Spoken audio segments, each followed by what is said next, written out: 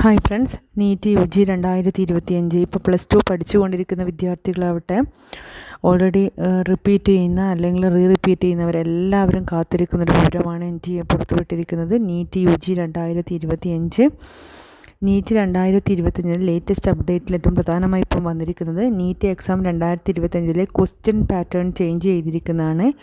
Total question number 180, 180, duration 180 minutes, അതായത് ഒരു question 1 minute, അതായത് 3 മണിക്കൂർ.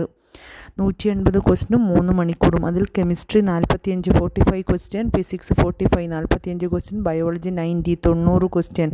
കഴിഞ്ഞ വർഷം 3 മണിക്കൂറും 20 മിനിറ്റുമായിരുന്നു എക്സാം. കൂടാതെ ഈ വർഷം സെക്ഷൻ ബി പൂർണ്ണമായും ഒഴിവാക്കിയിട്ടുണ്ട്. അതായത് 20 മിനിറ്റ് എക്സ്ട്രാ ഉണ്ടായിരുന്നത് മാറ്റിയിട്ടുണ്ട്. മാത്രമല്ല എക്സ്ട്രാ ഓപ്ഷൻ ഉണ്ടായിരുന്നതും മാറ്റിയിട്ടുണ്ട്. ആ എക്സ്ട്രാ ക്വസ്റ്റ്യൻ മാറ്റിയത് കൊണ്ടാണ് എക്സ്ട്രാ ടൈമും മാറ്റിയിരിക്കുന്നത്. COVID-19 വന്ന ആ സമയത്ത്, കോവിഡ് കാലഘട്ടത്താണ് ഈ ക്വസ്റ്റ്യനും ഓപ്ഷൻ കുറച്ച് എക്സ്ട്രാ കൊടുത്തിരിക്കുന്നത്. അതുപോലെ ടൈമും കൂടുതൽ വന്നു തുടങ്ങിയത്. അത് ഇപ്പോൾ പൂർണ്ണമായും എടുത്തു മാറ്റിയിരിക്കുകയാണ്. അപ്പോൾ ഒരു ക്വസ്റ്റ്യന് 1 മിനിറ്റ്, 180 ക്വസ്റ്റ്യൻ 180 മിനിറ്റ്.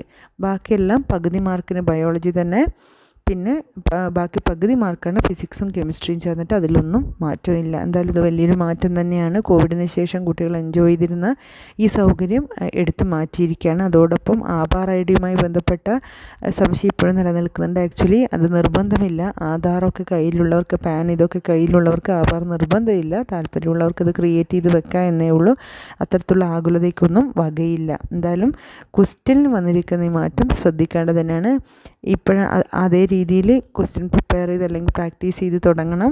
അതല്ല എങ്കിൽ ആ ഒരു എക്സ്ട്രാ കിട്ടുന്നുള്ള ധാരണ മനസ്സിൽ നിന്ന് മാറ്റി വെച്ചേക്കുക.